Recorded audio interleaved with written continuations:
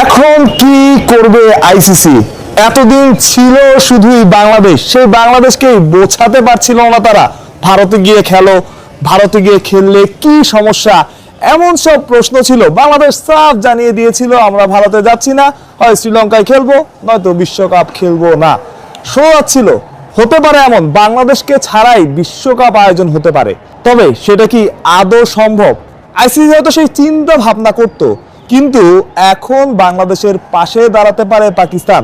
অর্থাৎ তারা তাদের সংবাদ মাধ্যমকে, প্রথম আলোর একটা নিউজ পড়ছিলাম এবং সেখানে বলা হয়েছে তারা নাকি একটা হিন্টস দিয়েছে তাদের সংবাদ মাধ্যমকে, পাকিস্তান এমন কিছু করবে যদি বাংলাদেশ বিশ্বকাপ না খেলে তবে সবাই শকড হয়ে যাবে। অর্থাৎ সবাইকে অবাক করে দিয়ে এমন কোনো সিদ্ধান্ত নেবে পাকিস্তান। পরবর্তীতে বিভিন্ন খোঁজ খবর নেওয়া, বিভিন্ন মাধ্যম থেকে জানতে পারা, বাংলাদেশকে যদি বিশ্বকাপ থেকে বাদ দেওয়া হয় বা বাংলাদেশকে দিয়ে ছাড়া যদি বিশ্বকাপ আয়োজনের পরিকল্পনা করা হয়, সেক্ষেত্রে পাকিস্তানও এই বিশ্বকাপ তারা খেলবে কিনা সেটা নতুন করে চিন্তা ভাবনা করবে। অর্থাৎ এমনও হতে পারে পাকিস্তান বিশ্বকাপ খেলবে না যদি না বাংলাদেশ এই বিশ্বকাপে থাকে। সাম্প্রতিক সময়ে বাংলাদেশ এবং পাকিস্তানের সম্পর্কটা কেমন সেটা নতুন করে বলার কিছু নাই, ক্রিকেটেও সেই সম্পর্কের উন্নতি হয়েছে এবং ভারতের সাথে পাকিস্তানের যে দা কুমড়া সম্পর্ক সেটাও এখানে বড় রোল প্লে করবে। অর্থাৎ পাকিস্তান ক্রিকেট বোর্ড খুব স্বাভাবিকভাবেই চাইবে বিসিসিআই চাপে থাকুক, চাপে তারা এমনিতেই আছে, কারণ মুস্তাফিজুর রহমানকে বাদ দেওয়ার পর তাদের সিদ্ধান্ত, বাংলাদেশ ক্রিকেট বোর্ডের সিদ্ধান্ত ছিল তারা ভারতে যাবে না। এত বড় সিদ্ধান্ত যে বাংলাদেশ নেবে সেটাই তারা চিন্তা করতে পারে নাই, সেটাই তারা কল্পনা করতে পারে নাই।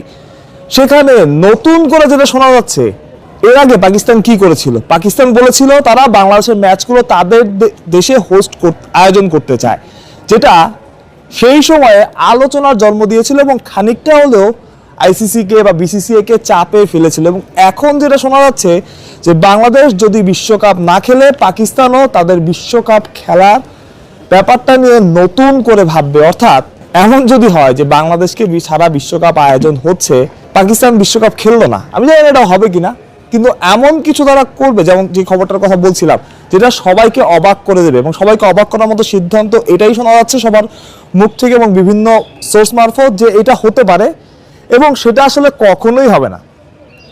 পাকিস্তান যদি এই কথা বলে যে আমরা বিশ্বকাপ খেলবো না, পাকিস্তানকে ছাড়া টি-20 বিশ্বকাপ আয়োজন করা সম্ভব না, যেমনটা কঠিন বাংলাদেশকে ছাড়া বিশ্বকাপ আয়োজন করা। তাই তো এত মিটিং সিটিং এর পর অনলাইনে বাংলাদেশ রাজি হয় নাই, বাংলাদেশে এসে বাংলাদেশকে রাজি করানোর চেষ্টা করা হয়েছে। বাংলাদেশের ক্রিকেটে গুরুত্বপূর্ণ সেটা হয়তো আপনি বুঝতেই পারছেন, অন্য যে কোনো জায়গায় যে কোনো ক্ষেত্রে যাই হোক, ক্রিকেটে যে বাংলাদেশ একটা বড় শক্তি সেটা হয়তো আর এবার বলার অপেক্ষা রাখেন। অর্থাৎ বাংলাদেশকে ছাড়াও বিশ্বকাপ আয়োজন কঠিন এবং পাকিস্তানকে ছাড়া যে বিশ্বকাপ আয়োজন করবে, যে অর্থ জেনারেট হয় ইন্ডিয়া পাকিস্তান ম্যাচ থেকে, বিভিন্ন কিন্তু পাকিস্তানের ক্রিকেটের যে শক্তির জায়গা সেটা যে সম্ভব না সেটা আপনি ভালো করেই বোঝেন। পাকিস্তান যদি শেষবার এই সিদ্ধান্ত নেয় বা এই কথা বলেই দেয় অফিসিয়ালি, কত চাপে তারা পড়বে, এই চাপ কিভাবে সামাল দিবে।